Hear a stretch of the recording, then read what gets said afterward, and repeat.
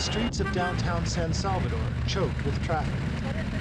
It's not an unusual sight for a capital city, but the cause, blank traffic lights, reflects a new twist in El Salvador's civil strife. Large areas of the city and the country have been hit by a series of power blackouts, causing disruption to the economy. Because power supplies, as well as leading businesses, have become the target of a new bombing campaign by El Salvador's guerrilla opposition. The guerrillas failed in their all-out military offensive in January. Now they aim to destroy the economy and prove that El Salvador cannot be governed if the popular left is excluded from power.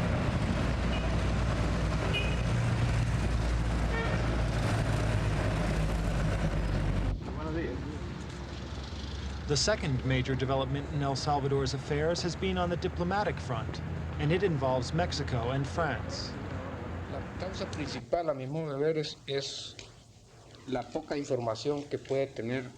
The Mexican chargé d'affaires, Gustavo Rr8138B announced the decision by his country and by France to recognize El Salvador's main leftist opposition as a representative political force. This opposition bloc includes not only trade unions and academic bodies, but also 5 active guerrilla groups.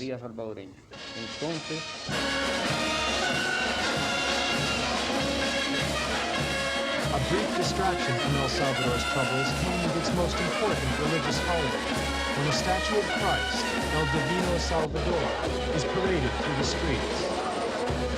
Among the large crowd was the leader of the military-civilian junta, President José Napoleon Duarte. There's been little respite for him recently. The rebels have not been crushed, the economy is in tatters, and his policies of agrarian and social reform have failed to heal the deep divisions in the country.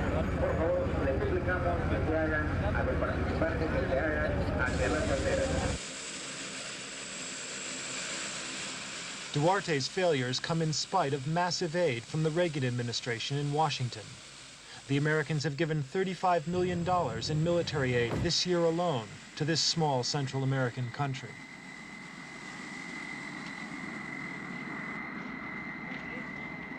There are now more than 40 U.S. military advisors to show how new equipment should be used.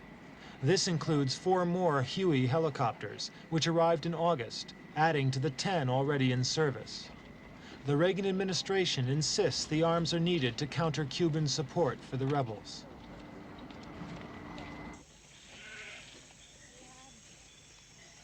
The National Guard makes up the bulk of the 22,000-strong armed forces. They are at the sharp end of the conflict. Their garrison outposts come under attack from the guerrillas, and they have to look out for ambushes and landmines.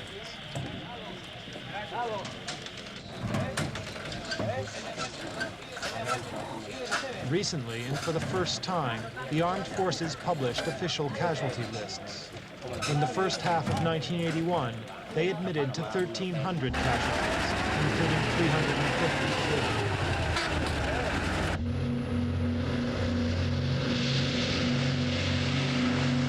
An old American DC-6 still does service in the Salvadoran Air Force, off on a strafing mission. And there are other ways of fighting a war at long distance.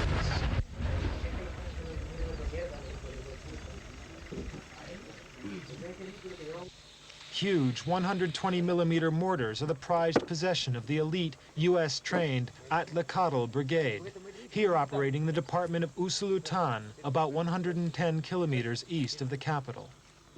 The guerrillas have been in control of the remoter mountain areas since January.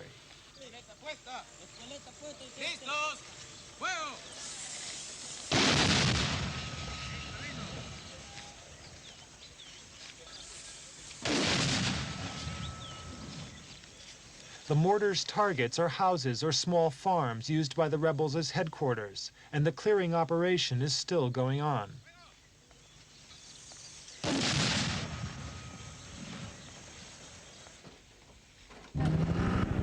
The majority of deaths, though, happen in the most squalid of circumstances. These were victims of shadowy death squads, generally believed to have ties with extreme rightists in the police and armed forces. Most victims are buried where they are found, without ceremony.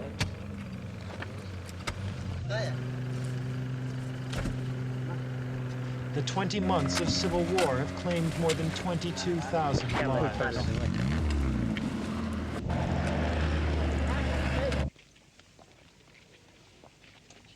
There are estimated to be between 4,000 and 6,000 active armed guerrillas in the country.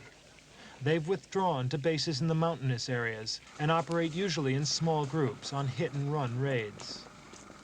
In August, units of the Farabundo Martí National Liberation Front stormed the northeastern garrison town of Perquín and held it for 7 days. La mayoría de nuestros combatientes son combatientes que han pasado por las escuelas del Ejército Nacional, han estado en sus cuarteles. The guerrillas appear to have recovered from the failure of their all-out military offensive last January. Their alliance with the civilian Democratic Revolutionary Front, the grouping recognized by Mexico and France, is growing in confidence. They believe they will never be defeated by force of arms.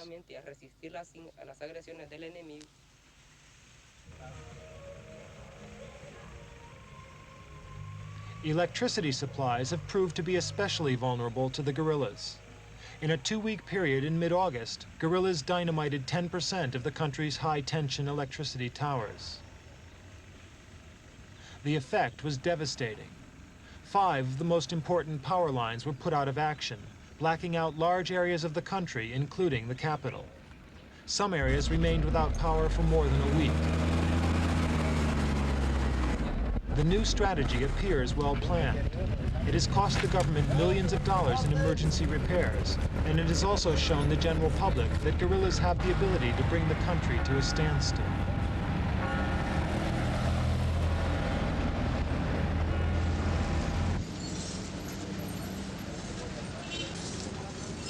The urban guerrilla force, whose numbers can only be guessed at, has also been active. A series of bomb blasts in San Salvador coincided with the attacks on the power lines. Supermarkets and car showrooms are favored targets. Their aim is to frighten off foreign investors and drive out capital. The guerrillas are prepared to take over a ruined and bankrupt country.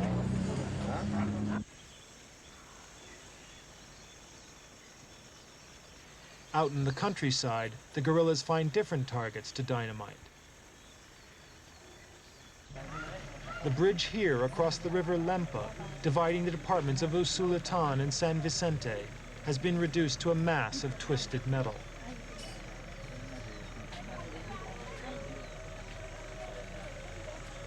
The inconvenience to local farmers and the guerrillas themselves is minimal, but the armed forces now find it much harder to move their troops and equipment around.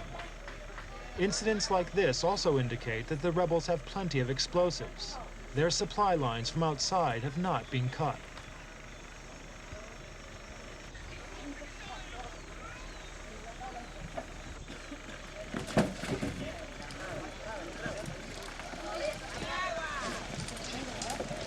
The government troops find their mobility hampered not only by blown bridges, but also by their own inability to service the various trucks and helicopters provided by the United States.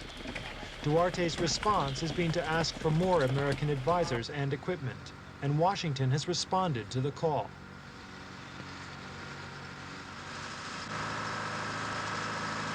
There are regular shipments of military hardware, mainly thanks to the conviction of Ronald Reagan that the El Salvador rebels are backed by Soviet and Cuban arms. Cuban influence in Central America is one of Reagan's main fears. So far, the Americans have declined to send any modern fighter bombers. But if Duarte asks for emergency generators, for example, then he gets them.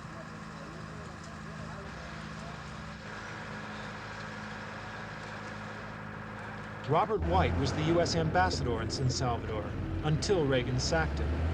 Speaking in neighboring Honduras, White gave an alternative American viewpoint, firstly of President Duarte. I feel terribly sorry for President Napoleon Duarte and the Christian Democrats because they're waging an unequal struggle, and without the United States support for negotiations, without the United States support for a continuation of the reform movement, the Christian Democrats are doomed to impotence and to just providing a facade for the military military's violations. In this light, what is the meaning of the election schedule in March 1982? Well, to talk seriously about elections in the middle of a civil war without a negotiation taking place first is madness. It will be either a farce where we and the government that we support will be accused of presiding over a farce, or it will be also tragic because there'll be so many people killed, because naturally the guerrillas will try to destroy the electoral process. Dr. White, do you think the guerrilla will win in El Salvador? Unless the Reagan administration changes its policies dramatically,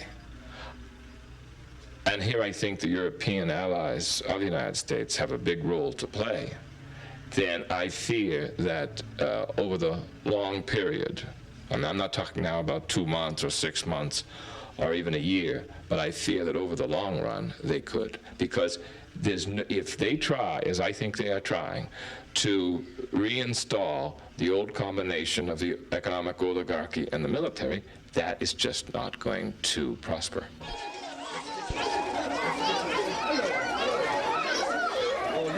El Salvador is at last becoming a major international issue. A visitor from Ireland, Bishop Casey, gave his view. Exists, and obviously the more obvious repression is the repression that one sees with trade unions not allowed to give legal status, when lists are still published of people who are looked upon as enemies of the state. I mean, that is a very, very obvious repression that exists in the situation, a repression that's reflected, in, as I say, see myself, the bodies on garbage heaps, after night's curfew. The guerrilla offensive against economic targets means that the suffering of the Salvadoran people is far from over. And it's also a warning that there can be no lasting settlement unless the opposition left is involved in peace talks and free elections.